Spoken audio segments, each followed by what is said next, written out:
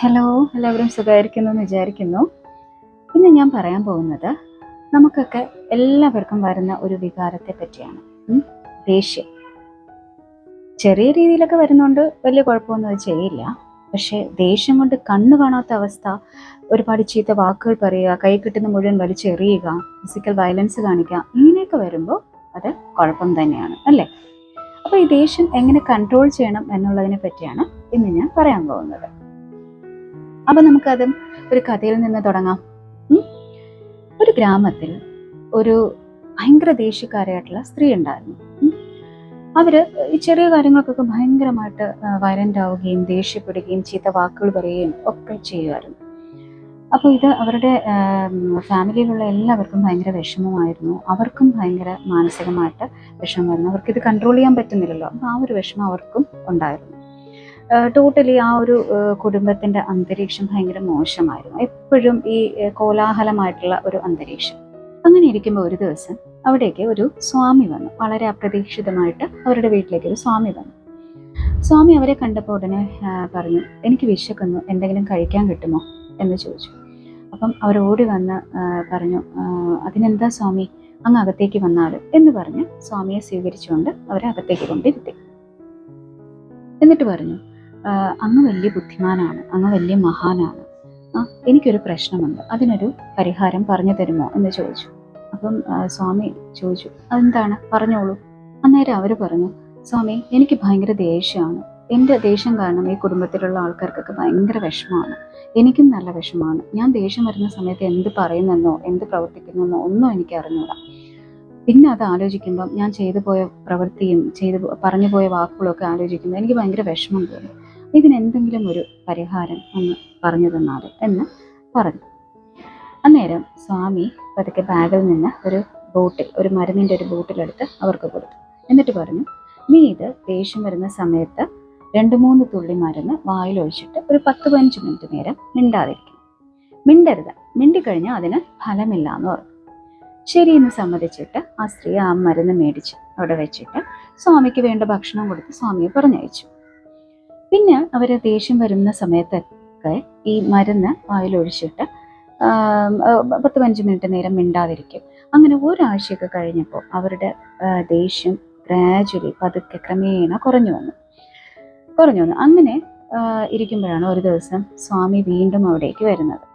സ്വാമിയെ കണ്ട ഉടനെ തന്നെ അവർക്ക് ഭയങ്കര സന്തോഷം. സ്വാമിയെ കണ്ടപ്പോൾ ഇവർ ഓടിപ്പോയി സ്വാമിയുടെ കാലിൽ വീണിട്ട് പറഞ്ഞു, സ്വാമി, അങ്ങ് എന്ത് മഹാനാണ്, അങ്ങ് തന്ന ആ ഒരു മരുന്ന് കൊണ്ട് എൻ്റെ ദേഷ്യം ഒരുപാട് എനിക്ക് നിയന്ത്രിക്കാൻ ഇപ്പോൾ പറ്റുന്നുണ്ട് എന്ന് പറഞ്ഞു.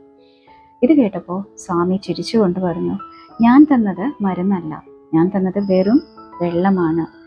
നിന്റെ ദേഷ്യത്തെ നിയന്ത്രിക്കുന്നത് ആ വെള്ളമല്ല, പകരം നിന്റെ സൈലൻസ് ആണ്. നീ പാലിക്കുന്ന ആ സൈലൻസ് ആണ് നിന്റെ ദേഷ്യത്തെ കൺട്രോൾ ചെയ്യാൻ നിന്നെ സഹായിക്കുന്നതെന്ന് സ്വാമി പറഞ്ഞു. അപ്പോൾ ഇത് കേട്ടപ്പോൾ ആ സ്ത്രീക്ക് അതിശയം തോന്നി. അവരാലോചിച്ചു, ശരിയല്ലേ, അവർ നിശബ്ദത പാലിച്ചപ്പോൾ അവർക്ക് ആ ദേഷ്യം ക്രമേണ കുറഞ്ഞു വന്നു. അപ്പോൾ അത് എത്ര ശരിയാണ് എന്നവരോർത്തു. അപ്പോൾ ഇതാണ് കഥ. നമ്മൾ മനസ്സിലാക്കേണ്ട ഒരു കാര്യം, നമുക്ക് എല്ലാവർക്കും ദേഷ്യമുണ്ട്, അല്ലേ? ദേഷ്യം ഒരു ചെറിയ ദേഷ്യമൊക്കെ ആണെങ്കിൽ അത് വലിയ കുഴപ്പം ചെയ്യില്ല. പക്ഷേ നമുക്ക് കണ്ടുകൂടാത്ത ഒരു ദേഷ്യം വരിക, സാധനങ്ങൾ വലിച്ചെറിയുക, നമ്മൾ മറ്റുള്ളവരെ അറ്റാക്ക് ചെയ്യുക, ഇങ്ങനെയൊക്കെ വരുമ്പോൾ അത് വേറൊരു ലെവലിൽ പോകും. അത് ഒരുപാട് നമ്മുടെ ബന്ധങ്ങളെ തകർക്കും, നമ്മുടെ കരിയറിനെ അഫക്റ്റ് ചെയ്യും, നമുക്ക് പലതും ജീവിതത്തിൽ മിസ്സായി പോകും, നഷ്ടപ്പെട്ടു പോകും. അപ്പോൾ ആ ദേഷ്യത്തെ കൺട്രോൾ ചെയ്യേണ്ടത് നമ്മുടെ ആവശ്യമാണ്. ഒരു രോഗാവസ്ഥയിൽ നിൽക്കുന്ന ഒരാളുടെ കാര്യമല്ല ഞാൻ പറയുന്നത്. ഒരു 10% ആൾക്കാർക്ക് ഇതൊരു ദേഷ്യം ഒരു രോഗം ആയി മാറുന്ന ഒരവസ്ഥയുണ്ട്. അത് അവർക്ക് മെഡിസിൻ കൂടിയേ തീരൂ. ഞാൻ അവരെ പറ്റിയല്ല പറയുന്നത്. നമ്മളെപ്പോലുള്ള സാധാരണ ആൾക്കാർക്ക് നമുക്ക് വരുന്ന ദേഷ്യം നമുക്ക് കൺട്രോൾ ചെയ്യാൻ പറ്റും. ഓക്കെ, അത് നമ്മൾ വിചാരിക്കണമെന്നേ ഉള്ളൂ. എന്തും നമ്മൾ വിചാരിച്ചാൽ മാത്രമേ നടക്കുകയുള്ളൂ. അപ്പം അതിന് ഏറ്റവും പറ്റിയ മാർഗമാണ് silence. Silence is the best medicine. ദേഷ്യം നമുക്ക് കുറയ്ക്കാൻ, കൺട്രോൾ ചെയ്യാനായിട്ട് നമ്മൾ സൈലൻസ് പ്രാക്ടീസ് ചെയ്യുക എന്നുള്ളതാണ്. അതിനെന്താ ചെയ്യേണ്ടതെന്ന് വെച്ചാൽ, ടേക്ക് എ ഡീപ്പ് ബ്രെത്ത്, ദീർഘശ്വാസം എടുത്ത് ഒരു 10-15 മിനിറ്റ് നേരം നമ്മുടെ ആ ശ്വാസത്തിൽ തന്നെ ഫോക്കസ് ചെയ്തിട്ട് നമ്മൾ കണ്ണടച്ച് മിണ്ടാതിരിക്കുക. 10-15 മിനിറ്റ് നേരത്തേക്ക് നമ്മൾ ശ്രദ്ധിക്കരുത്. Keep silence. അതിനേക്കാൾ വലിയ മാർഗമില്ല നമ്മുടെ ദേഷ്യം കൺട്രോൾ ചെയ്യാൻ. നമ്മൾ ഈ ദേഷ്യം വരുമ്പോൾ എന്താ സംഭവിക്കുന്നതെന്ന് വെച്ചാൽ അവർ മൈൻഡ് സ്റ്റോപ്സ് വർക്കിംഗ് ആൻഡ് അവർ മൗത്ത് സ്റ്റാർട്ട്സ് ടോക്കിംഗ്. അതാണ്. അപ്പോഴാണ് നമ്മൾ ബോധമില്ല, നമ്മുടെ ചിന്താഗതി മൈൻഡ് സ്റ്റോപ്പ് ആകും, വർക്ക് ചെയ്യത്തില്ല. അപ്പം നമ്മുടെ ചിന്തകളില്ല, ബ്ലാങ്ക് ആണ്. അന്നേരം നമ്മൾ എന്ത് ചെയ്യുന്നെന്നോ എന്ത് പ്രവർത്തിക്കുന്നെന്നോ ഒന്നും നമുക്കറിയില്ല.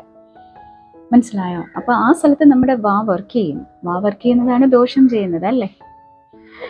ഓക്കെ. അപ്പം ഇത് ഞാനും ഒരു ദേഷ്യക്കാരി തന്നെ. അത്യാവശ്യം ദേഷ്യമുണ്ട്, ഭയങ്കര ദേഷ്യക്കാരൊന്നുമല്ല, അത്യാവശ്യം ദേഷ്യമുണ്ട് ഉള്ള ആൾ തന്നെയാണ്. പക്ഷേ ഞാൻ ഇത് സൈലൻസ് പ്രാക്ടീസ് ചെയ്ത് തുടങ്ങിയിട്ട് കുറേ നാളുകളായി. എനിക്ക് ഒരുപാട് മെൻ്റൽ പീസ് കിട്ടുന്നുണ്ട്, എനിക്ക് ഒരുപാട് ചേഞ്ചസ് അതുകൊണ്ട് ലൈഫിലുണ്ട്.